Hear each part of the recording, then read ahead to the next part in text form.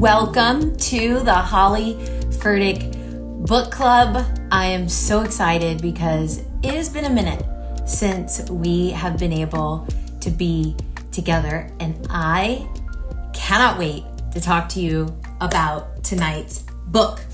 All right, tonight we are talking about The Many Lives of Mama Love by Lara Love Hardin. And Lara is going to join us tonight. I cannot wait to talk to Lara. I haven't read a book this quickly listened to. Okay, first of all, hello to those of you joining. It's the Holly Furtick Book Club. And tonight we're talking about The Many Lives of Mama Love. I have to interrupt this conversation to tell you that my husband and I have been having a little debate type situation about saying, if you listen to a book, can you say that you read it? And as you guys know, I read 90% of my books because I'm busy and I love having a story with me constantly. I love having a story in my car or when I'm getting ready in the morning, when I'm doing dishes, when I'm cooking dinner, all of those things. And so read, listen to, whatever, however you want to call it. I have not listened to a book this fast in, I don't know, maybe ever. I listened to this book. It's probably an 8-hour listen. I listened to it in a day and a half. And I don't think I sped it up because I liked it. Maybe 1.3, but anyway, you guys. And Lara's going to be on with us tonight. And I'm seriously I loved this story. Oh, hello. I don't have Lara on yet. Guys, I haven't told you, but Stephen Furtick joined the book club this month. I love this book. He loved it. He read it in 2 days. He read it with his eyes. Have you been watching? Because I've been talking about trying to say I listened to it instead of reading. Well, he read the book with his eyes. Okay, babe, so we got to start talking about this book. I'm glad you came in here because you can tell us what did you love about the book? I was... Do you want a more specific question than that? Mm-hmm. Okay, so a more specific question would be, what was a moment in the book that really touched you? She did a good job in the book of never making me feel like her process was a straight line, because it zigs and zags right, with her journey and her transformation. And I never felt like the book oversimplified the messiness of change and the messiness of recovery from addiction and the messiness of dealing with the repercussions and the consequences of decisions that you made. Yes. And that in itself touched me because and I can relate to it. And even the timing of the story, it spans a lot of time. And so it doesn't feel recovery is fast. It you feel it throughout the book. I felt like this book made me feel. It gave me perspective and it gave me empathy for people that maybe I don't understand. We always talk about you don't know what you don't know about people. You don't know what's going on in people's homes. You don't know what they're struggling with. You don't know what they're going through.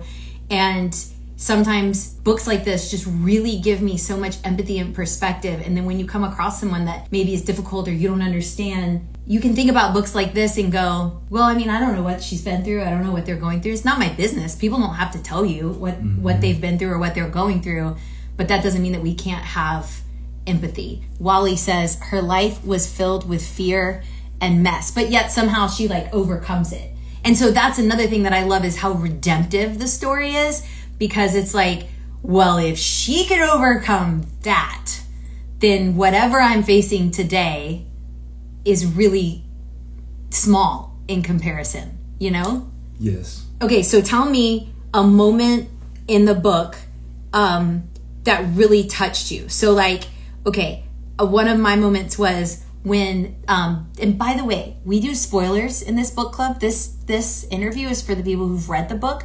So if you haven't read the book, you're going to want to hop off get the book, read it, and then come back. I'll post this on my YouTube, I'll post it on my Instagram, and you can catch it later. Or you can hear the spoilers and still read it because it's still a great story. Okay, that being said, I loved the moment where she had gotten out of prison. And, well, first of all, I had this note to talk about miracles in the book.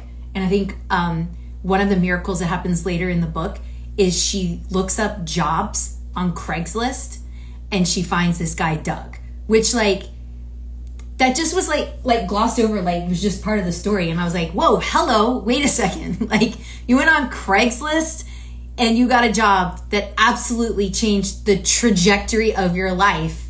You know what I mean? Mm-hmm. Like, that was such a cool little God nugget in the story, a God nod. I think you made that up. God nod. No, I made it up. You didn't? No. Okay, so, like, I love how she gets this job with this guy named Doug. She decides she's not going to tell him her story because nobody's going to hire her. And then eventually he finds out, like, somebody sends him the article that was written about her, and he finds out, and he basically is just like, I just need a minute.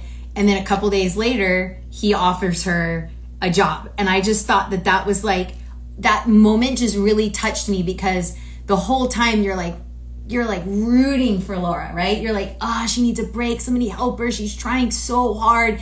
And she was going to get the job with the Gemma Project, and it fell through. I was like so excited for her about that. And so that moment just really touched me, because it inspired me, because I was like, I want to be that kind of person. Yeah. I want to be the kind of person that sees the best in people and believes in people. And so that was a moment that touched me. Do you have one? Now that I've been talking, do you have one? I want to see yours. So put it in the chat. Tell me a moment that touched you. Someone says DJ was bad news. DJ was bad news. Bad news bears. And I thought I kept reading from a perspective of she never really made herself feel that she was using any excuses, but at the same time, it gave me a real portal to see how she arrived at some of the places in her life. And I always think that's such a gift when someone is writing, not from a defensive standpoint, but also letting you in enough to see the vulnerability of where they were, so that you can feel and relate to that. So I just thought it was so relatable. And she never felt like everybody was against her. I don't read as many books as y'all do on the club. I don't have a lot of books to compare this to recently, but of all the books that you've handed me and said, read this, you'll like it, it's book club, I just tore through this one. You did? Yeah, I loved it so much. Let's see what some of the other people are saying. Let's see. Erica Lopez says, I thought it was so amazing her ex took her son. That touched me so much. I agree. I was like, that was so kind of them to take on. Remember, her ex-husband, who had the other 3 boys, and his wife took the little boy, the 4-year-old. Oh, yeah. I agree. Yeah. That was very, very touching. Mm-hmm. This person says, are we going to meet the author in this session? Oh, we're taking too long? They're tired of hearing me. Am I holding this up? No. I just going to read a few more comments before I want to let everybody say what they want to say. Jacqueline says, when she met Oprah, I had tears for how far she'd come. That was a cool moment too. Porcelain said, touched me sadly, the moment where she was arrested and her child was there, my heart broke. Renee says her vulnerability was so refreshing. Nana Candy says her and the Dalai Lama. That was cool. Like, she went from prison to meeting the Dalai Lama. Yeah. That was amazing. So one of the Flo says favorite moment, Christmas with her kids in prison. Beth, my dog drives me crazy, says meeting Bishop Tutu and the Dalai Lama. Danielle Axelrod says yes, when she began writing for others. Sorry, I pushed something wrong. That was amazing. Karen Sessions is on. Somebody I know. Sorry if I'm. Karen Sessions says me too. I don't know what she was saying me too about, but she loved it. Yeah, I agree. Okay, let's see. We gotta just get Laura on. I'm sorry, I have more questions for you guys, but Lisa Hughes. Okay, Lisa's one of my really good friends. She says, I feel like I know her. We are friends, and she just doesn't know it yet. Laura, we're about to bring you on, but you should know that Lisa, when she finished this book, she took a deep dive into your social media.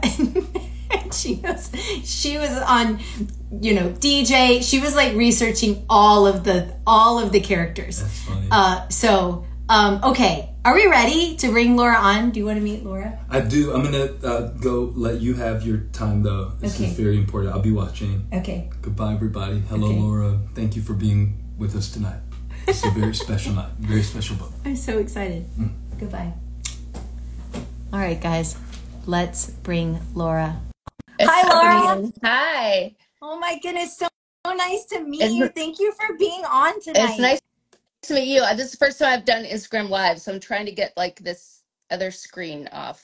Like the request screen is still on. Is that normal? Just like tap your face.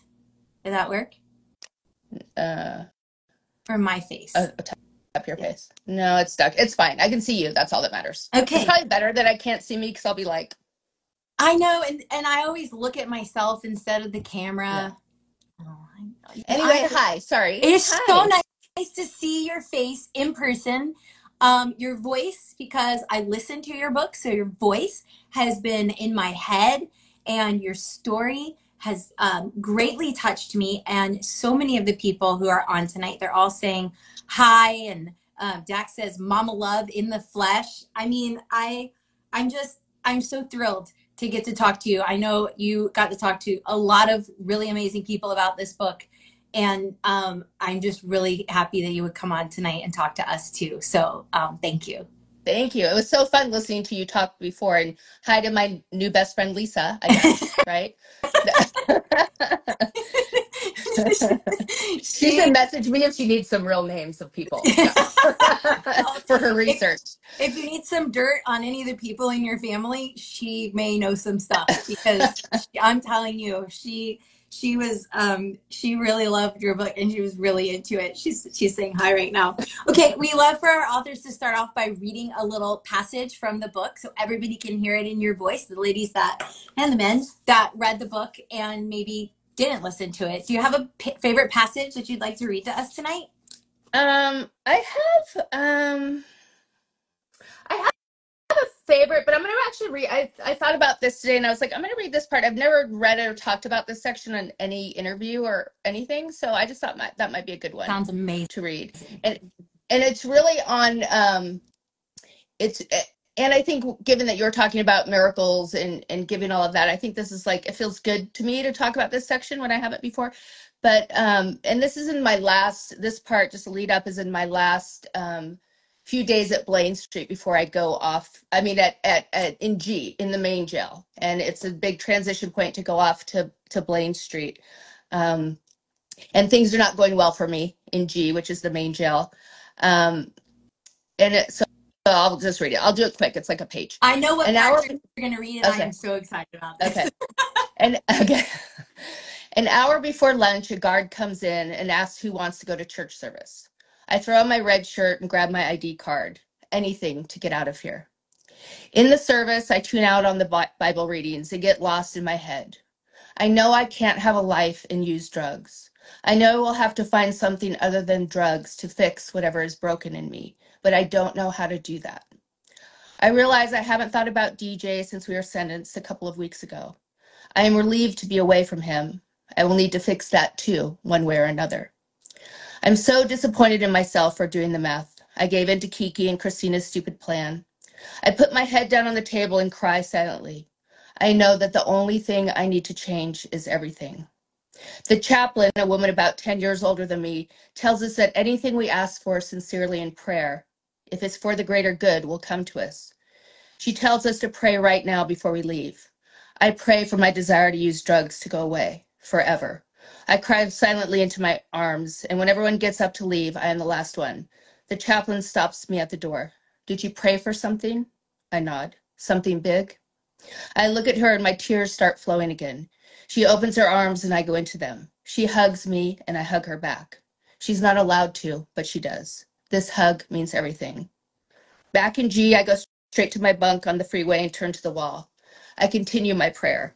I don't know how I feel about God, so I pray to the universe. I pray to find my path, my purpose, my goodness, my soul. I pray for the strength and power and bravery I've given lip service to. I pray that whatever I need, I can find inside myself because that's all I have.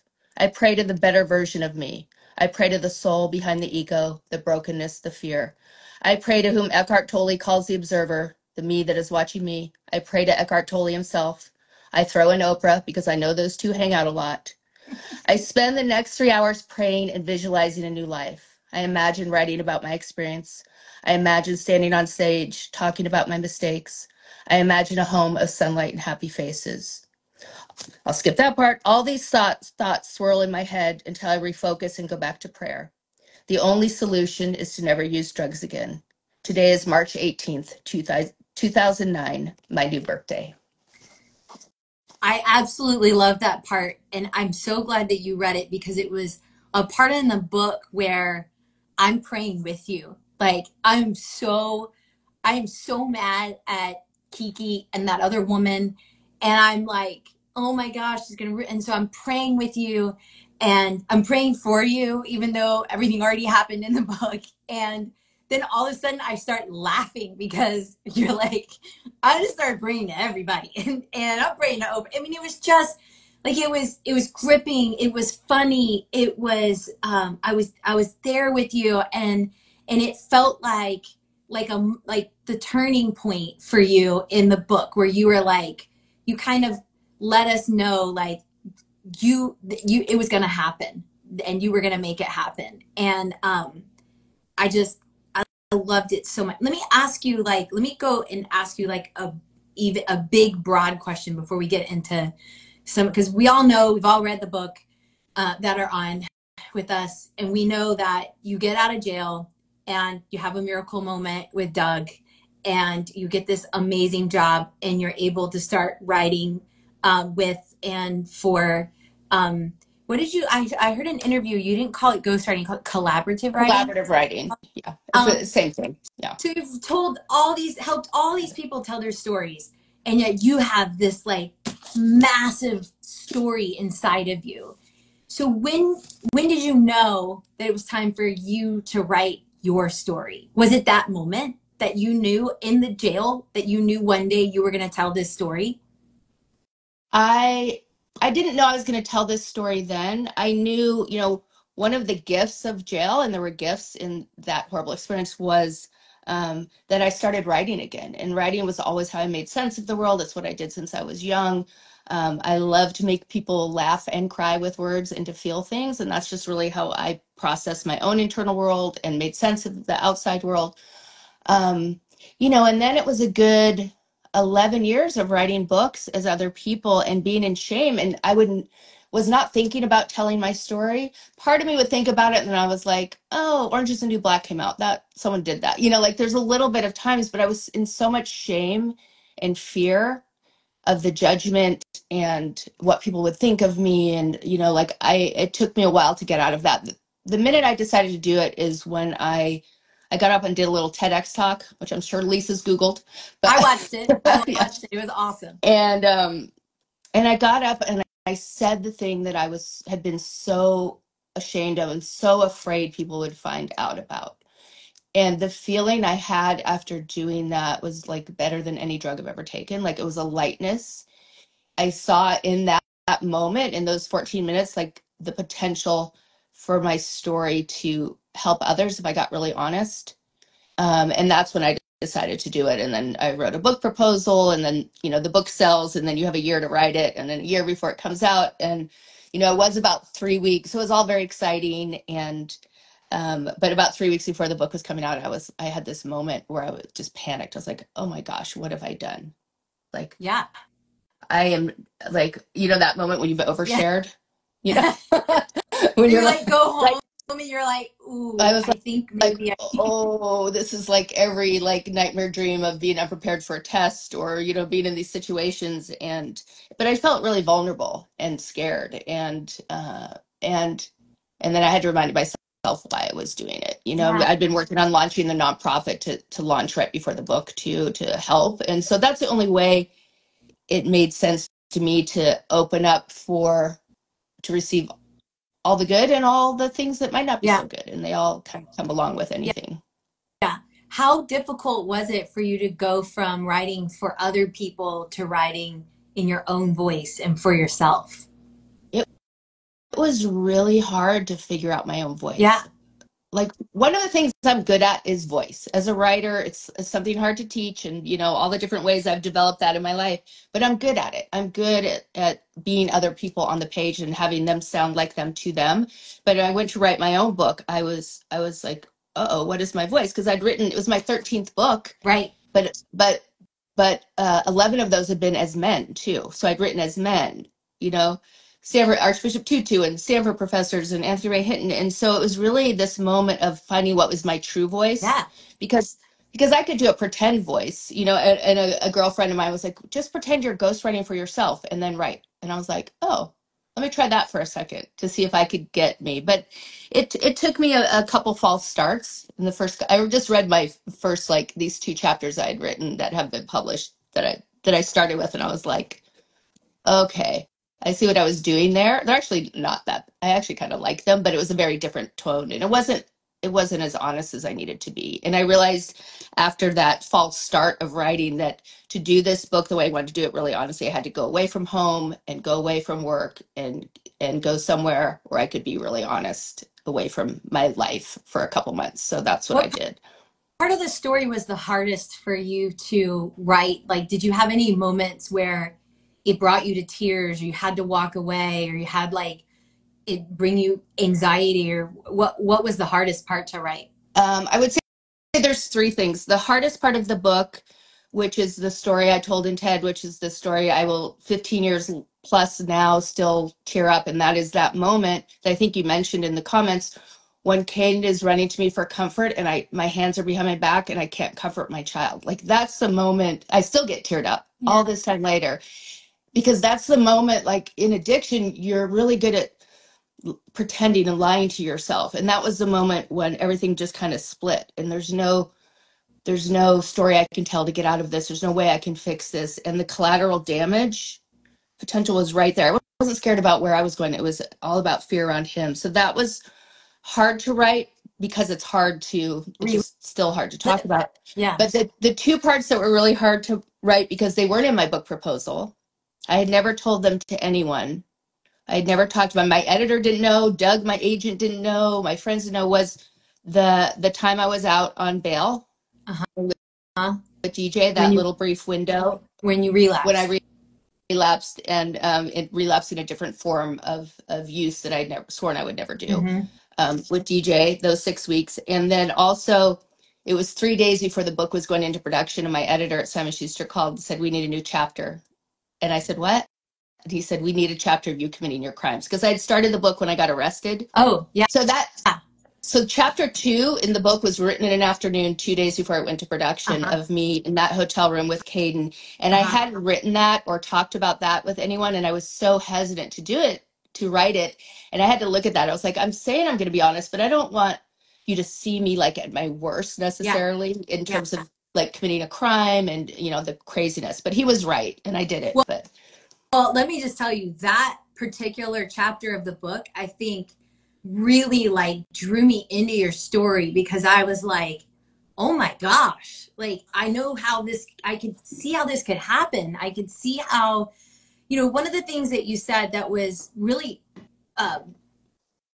fascinating to me, I guess, is all of the things when someone struggles with addiction that they convince themselves of, and how you had convinced yourself that you were stealing for your children so that you could buy groceries when you had spent your money on drugs.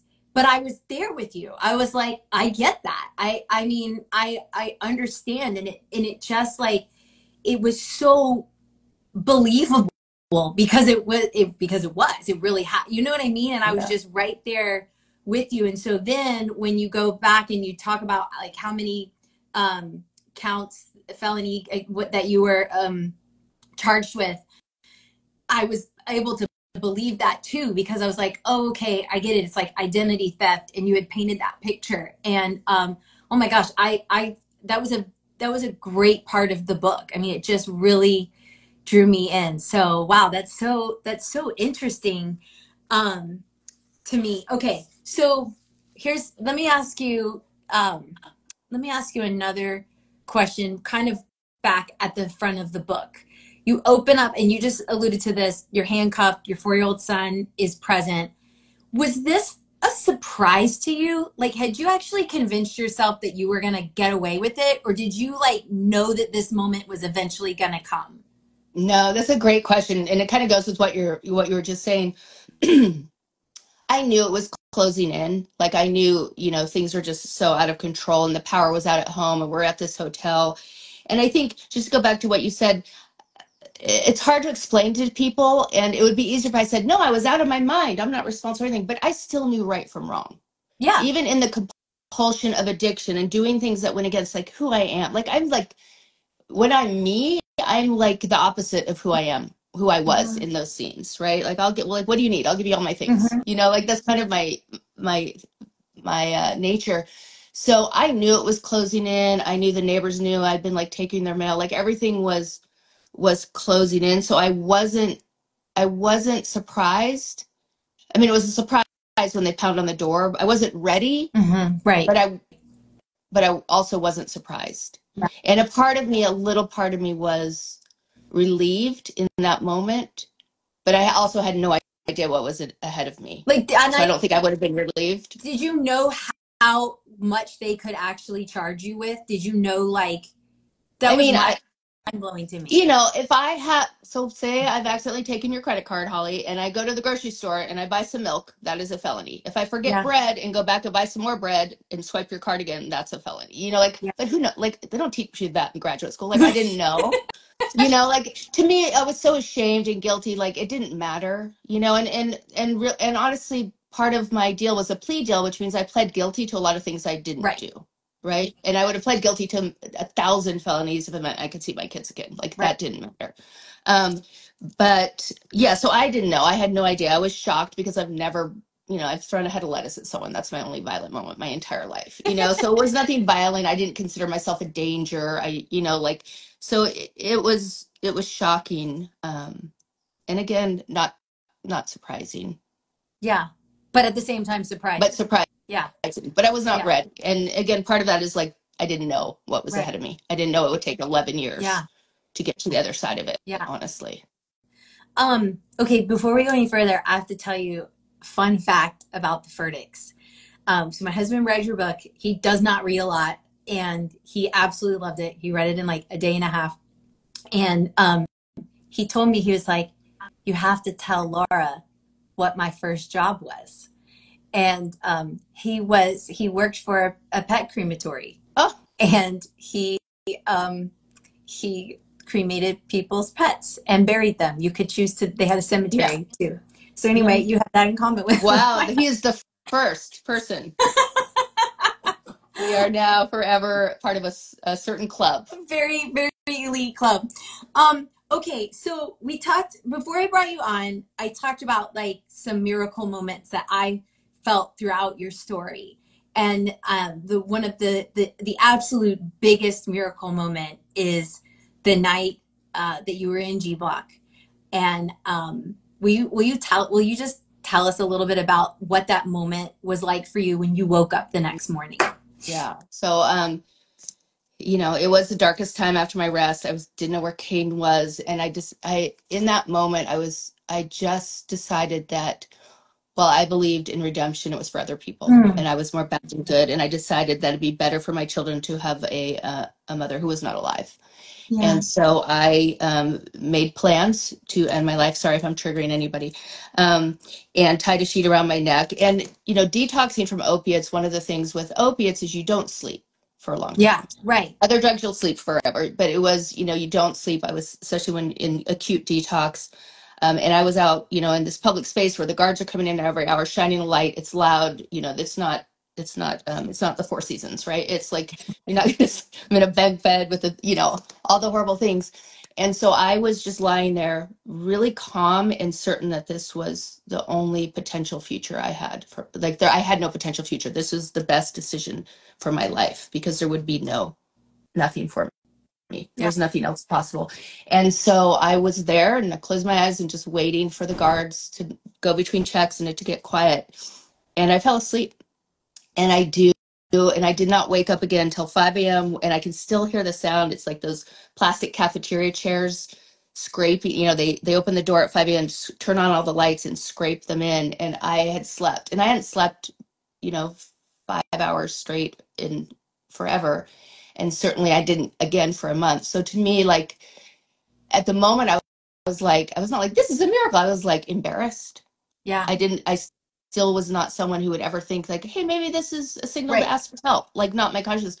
But looking back on it now and over the years, and even, not that long after, I was, the act of falling asleep feels like a miracle to me. Oh, it feels like divine intervention and a miracle. No doubt. And yeah. It felt like to me like God knew that you had a story that he needed to tell through you. And I wanted to ask you, like, have there been moments in your life where you've looked back on that 5 hours of sleep, and just known in your heart that there was a reason for you to be alive? Yeah. I mean, there's been lots of moments. I think the biggest one that pops to mind right now, and I'll probably start crying when I tell you this, and this is really even with people can see I got a wall of New York Times bestsellers behind me, right? Like, I've done all these things. I've worked so hard and doing myself good and doing all this stuff in the book and Oprah again. But there was this moment when I took Caden to, he just started college. My little 4-year-old's 19. He just started his first year at UC San Diego and moved him into the dorm. He's got a 4.0 computer science brain. I don't know where he gets that from. And my older boys will help me move him in. I had to go out, move my car. And there was this moment I was parking the car and I had a minute alone. And I said the thank you prayer. Yeah. But in that moment, I was like, it hit me. It was the first time, like, I realized this could have turned out so differently for both of us. Like, I was proud of him and I was proud of me. And that was just like this moment, like we did it. And it doesn't have anything to do with where he's going to school or whatever, but it was just, there's something about that little parking spot by myself where it just felt like this thing. And, statistically in this country, Caden was more, even though, he was with my ex in foster care, statistically being a foster child, he was more likely to go to prison than into UC San Diego with a 4.0. You know what I mean? Like that, there was just this moment where I felt like I exhaled for the first time. Yeah. It's so beautiful. And I think one thing that you get across in the book is making people realize their own moments like that. Just even through reading your story. I'm curious to know, so one of the best parts of getting to interview someone who's written a memoir, and I've only interviewed, I think you're my third. I got to talk with Cheryl Strayed about her book Wild, which I love. But it's getting to ask them, like, follow up, like, where are they now? I love that. And so, like, how are your boys now?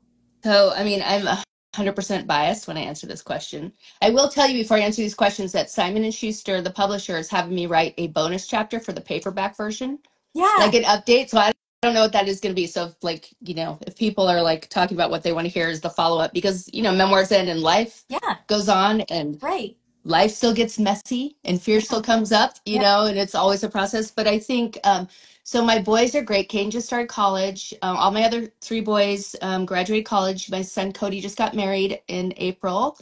And I walked him down the aisle and we had a wonderful mother-son dance. And then my oldest son Dylan's getting married in August.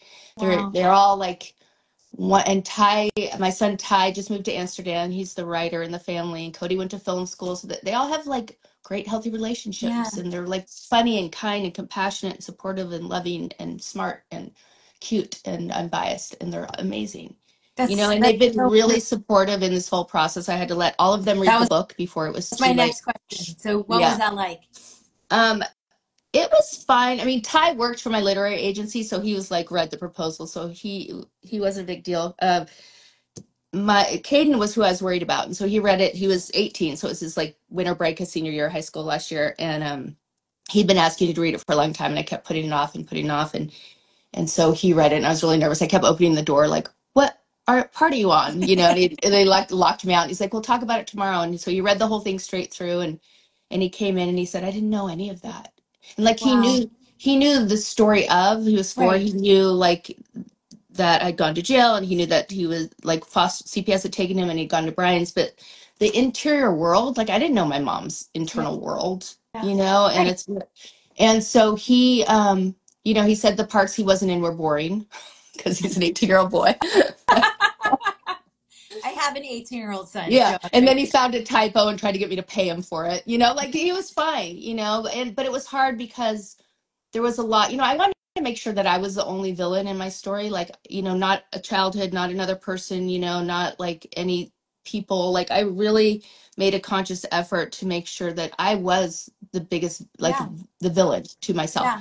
And so, but he had to read a lot about his dad. He didn't know, because I was also very honest, and the, you know, what happens. So it led to a lot of conversations for them, which I think were good. And now he likes it. He thinks it's cool. He's like, can Oprah follow me on Instagram? I'm like, probably not. But you know, like they came to a lot of my book events and supported the launch, and are really supportive, and think it's super cool. And you know, there's potentially going to be a TV series based on our lives. And so like, there's lots of discussions over who will play them if that happens. And, you know. How about the ladies in G Block? Is there any follow-up news that we would want to know about any of them? Yeah, it's amazing because, you know, when the book first came out and I got asked that question, I was like, I'm kind of slightly in touch with a couple of them, but since the book came out, I've like reconnected, and I'm so thrilled because, you know, Princess in the book is like killing it in marketing in Silicon Valley, got out of prison and got a degree, and a couple are drug and alcohol counselors and are doing well. And I didn't realize how much I wanted to hear that news. I knew a couple are doing well, and then the reality is, some are not alive anymore, you know, because that's the nature of addiction. And some are in prison. And, you know, I just got to go a few weeks ago to the largest women's prison in the country with Oprah, and we did a book club with 150 women. And I'm going back in July to do it with 2,000 more there. And they're allowing my hardback in there, which normally there isn't. And thankfully, Simon Schuster donated hundreds and hundreds of books to them. So I have a feeling I'm going to reconnect with some in that book club. That's incredible. Yeah. Some people are asking, how about DJ? What was it like for him? Did you let him read the book before it came out? I let him read the book because I wanted, obviously I changed most names in the book, except for people who were great, and then I didn't change their names. But I let him read it, and I said, do you want me to change your name? And he said no. And he said, well, maybe I'll write my own book. And you know, that's the thing about memoir. I mean, I don't mean to do that in that voice. That wasn't nice, but yeah. But I think part of the thing about memoir is like anyone in our lives could write a story from the same story from their perspective, and it would be so different, right? And you know, you know, everything is true in there, so there's no arguments about that. And you know, I asked my first husband, my first ex-husband, sounds horrible, Brian, if he wanted me to change his name, and he said no. He didn't read it. I was like, do you want to read it first? He's like, no. I go, do you want me to change your name? He's like, no. You know, it was fine, but pretty much most of the other and my kids' names are the same, but a lot of other names I changed. Like the women in G, I changed their name to protect them, and Darcy is not a real name, and some other people. So, well, one of my favorite moments in the book was the moment where you went and walked on the beach with her, and you know, I think a lot of your story brings you to that point of having to forgive yourself before you could forgive others, and watching you walk through that process was really beautiful. In the book, you said this: telling the truth, witnessing the harm you've caused, and asking for forgiveness, even if it's not given, is the path to freedom. It's the only way not to be bitter, not to hate yourself, so you have a fighting chance to be something beyond the worst things you've done. And I loved how in your TED Talk you talked about, I'm not the worst thing that I have done. So what has the journey been like to forgive yourself, and what is that like even today? Yeah, I mean, it's definitely a journey. I mean, the irony is that, one of the first books I worked on as a ghostwriter, collaborative writer, is Archbishop Tutu, the Book of Forgiving. Right. And so, I was just showing this. So this is a picture of us having dinner. That's amazing. Tutu. But, I had no idea about forgiveness, but it's interesting because it works both ways. Like sometimes like people forgive you and you forgive yourself, or vice versa. Like it was only in my forgiveness, like I'm pretty easily to forgive people. One, I just forget why I'm mad at them, but also that's just because I'm older now. But also, like I understand the context of stories. I always, I'm a storyteller, so I always will want to figure out the context and the plot lines rather than just jump to like reaction. But I realized like I had to do that for myself too. Yeah. Like it's easier for me to forgive other people than myself. And sometimes some people it's the opposite, right? Right. So, I couldn't, I had to really acknowledge that I'm as human as I allow other people to be. Like I need the grace of being as human and imperfect that I give to every single other person in my life. Yeah. I love how you said shame multiplies in isolation, but it heals slowly in community. I think this is from your TED Talk. I'm not sure if you actually put it in the book. And you said hope and shame cannot coexist. So when did you begin to feel yourself trusting again? So like there's this process of forgiving yourself, but then there's also this process of like trusting yourself. And like, who were those people that helped? Because you said, I love how you said, it heals slowly in community. Like, who were those people that helped you heal? I mean, I think obviously my children, first of all, because children forgive easily. I found this, mind you. But for me, it was so isolating, keeping secrets and being so worried, like that the truth would come out or people would know I was bad before I had a chance to prove how good I was, right? Like I was just doing this little weird race in my head for years. But I think, my first steps for that was like, I joined this improv group, like if something terrified me, I was like, I'm gonna do things that terrify me, right? Yeah. And this is unscripted, and it's actually there's a lot of research about how healing that is for people. And so I did it. I met these crazy group of like creative people and all different people in this community. And I really desperately longed for community. I was lonely, and that isolation just makes it worse. And so I told one person there first, and they were like, the reaction, in my head, it was like, they're going to run screaming from the room. I'll never, I imagined the imaginary things that have never actually really happened in my life, the imaginary bad things we do.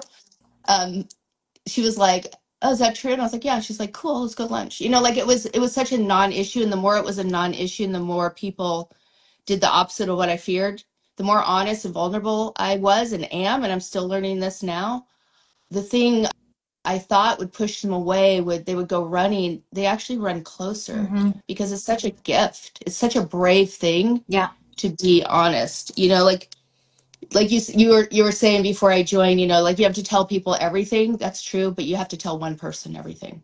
Yeah. I think. Or two, or whatever your circle is, I'm a little over, like, it's like a pendulum.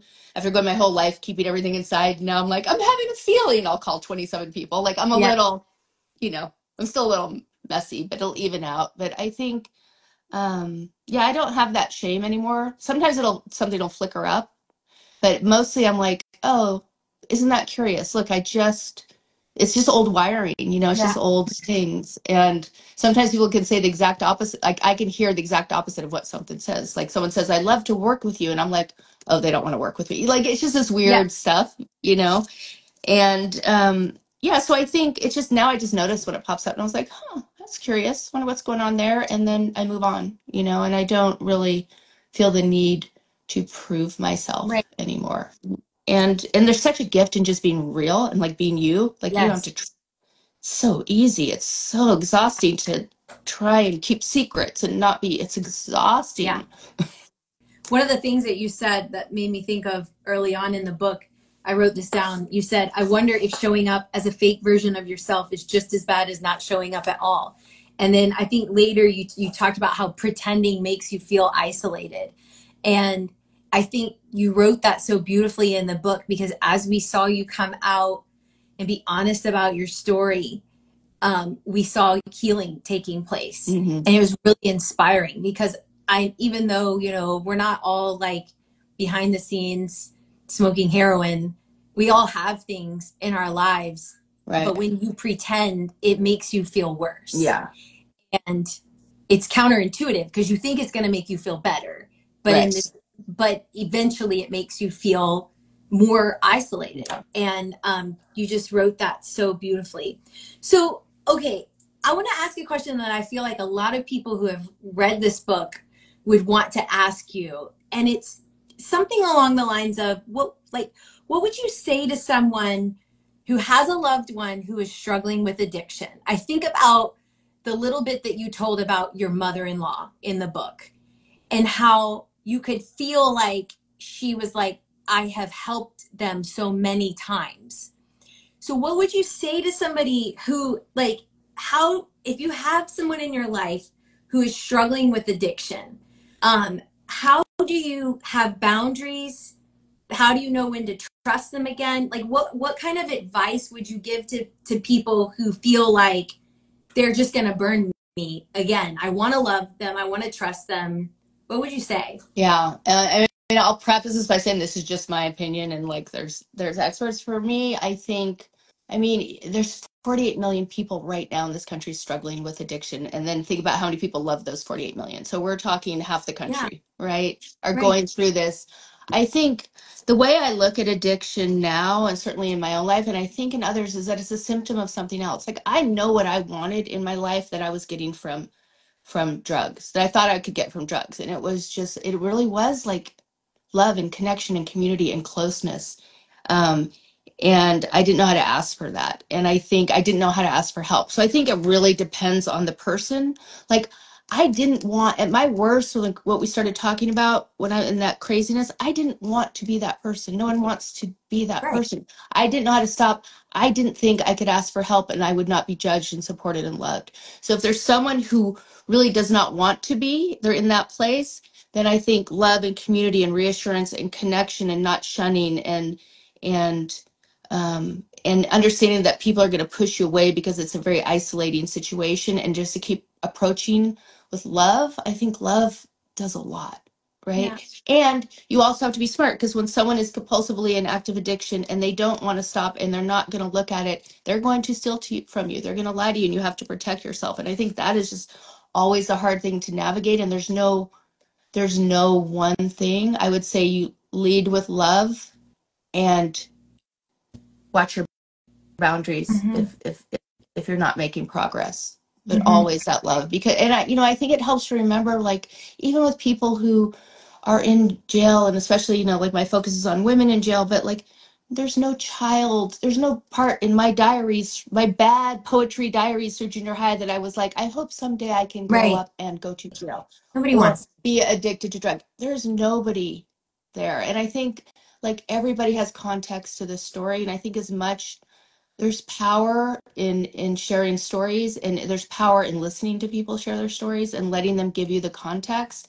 And sometimes when you're in this dance with someone you love, and look, I had a lot of addiction in my family growing up. I lost a brother and sister to it, and it was never talked about. It was always like, no, that's not happening. This thing that's happening right in front of us. But I think as long as you can really say, like, change that pattern you get in with people, like, you did this, I didn't do that, but just be like, change the conversation. Like, what is this like for you? Like, sometimes you could just break down the wall by coming in from a different angle, and I think, like, Gabor Mate is this really great author and doctor who I'd recommend in all things addiction. And he is an amazing resource for people. That's awesome. What would you say to someone who is struggling to forgive themselves? I would say why. It really is. because often those people, and this is the hardest thing for the women, for women in jail, and women in general, I think, is we hold ourselves to this standard that we don't hold other people to. And so it's like with me, when I'm like, I don't know if I can write my own voice. Let me pretend I'm the ghostwriter for myself. Yeah. Like sometimes you can do that with forgiveness. Let me pretend that I am my best friend. I am my sister. I am this person that I love. And would I forgive them? Let me write that story and forgive. And sometimes, again, it's just like, it's like sneaking in the cauliflower's mashed potatoes kind of way.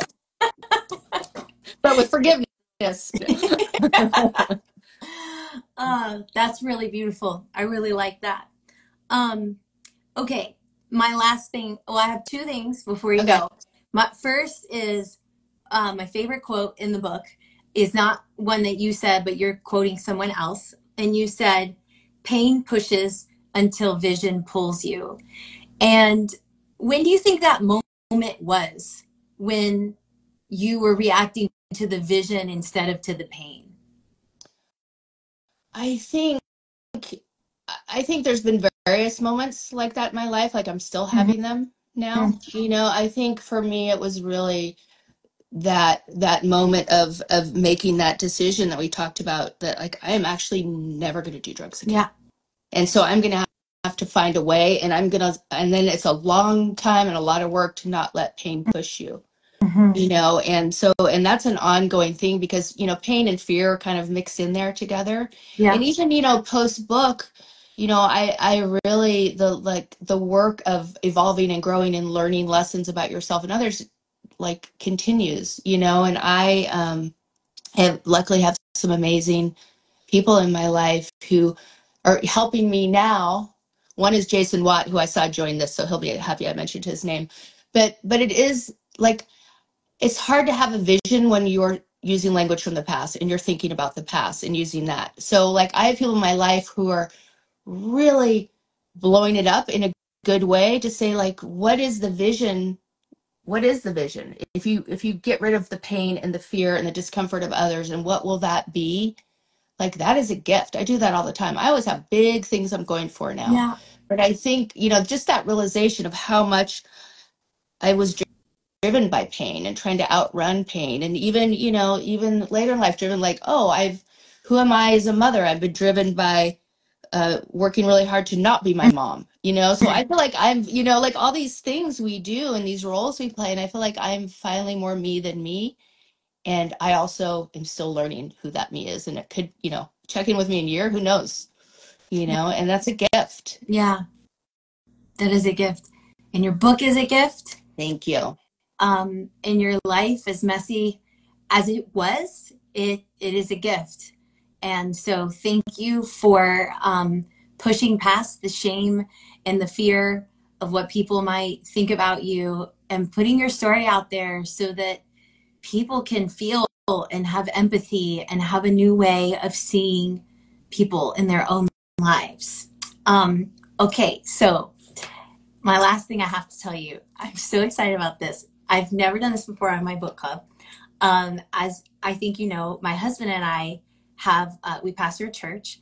And when we started our church 18 years ago, one of the visions of our church was that we would be able to partner with organizations who are making a difference in our community and in our country and all over the world. And so the generous people of Elevation Church give, and we have funds allocated to be able to help people who are making a difference. And so for the first time, I get to use my book club to support an amazing organization. So I'm going to send you a $5,000 check. Oh my gosh. For the Gemma Project, because I just want you to know that there are things that God put us on the earth to do that only each of us individually can do. And I feel like your story is making such a difference, not just in the lives of women who are struggling with addiction, women who are trying or who are in recovery, but even women like me, in looking around and seeing, like, how can I help? How can I make a difference? How can I see this differently? And I'm just so grateful for you. And so I'm so excited that I'm going to send you this just small gift just to say thank you, and we believe in you, and we believe in what you're doing.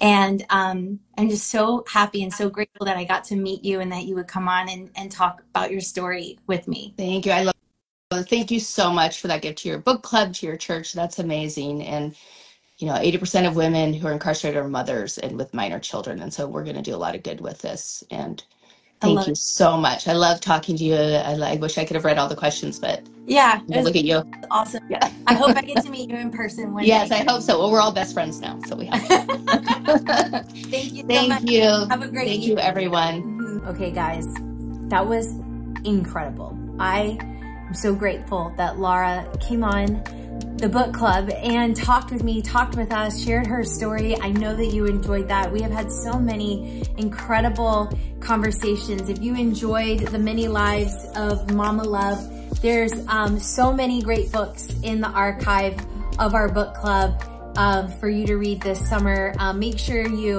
leave it in the comments. If you have a book that you recommend for us to read, make sure that you like and subscribe. I've got some great videos coming in the next couple of weeks. I've got one where Abby and I went into a store and told you about all the books that were on the bookshelves that we recommend for your summer reading, even books for kids. And then I've got another one coming about memoirs. Like if you liked this book, a memoir that feels like a fiction story, I've got a whole list of memoirs that you can work your way through. Many of them, I got to interview the authors on book club, so make sure that you subscribe so that you don't miss the amazing content. Make sure you share this with somebody that you think will benefit from this video. Make sure you share the book with somebody that you think that will enjoy it. And as always, if you want to be a part of the Holly Furtick book club, all you have to do is go to hollyfurtick.com and click book club and sign up, get the emails, and that's it. You're a part. Then join us. You can join us on Instagram. I'll email you the books that we're reading, the dates that we're going to get to talk with the authors and have our discussion,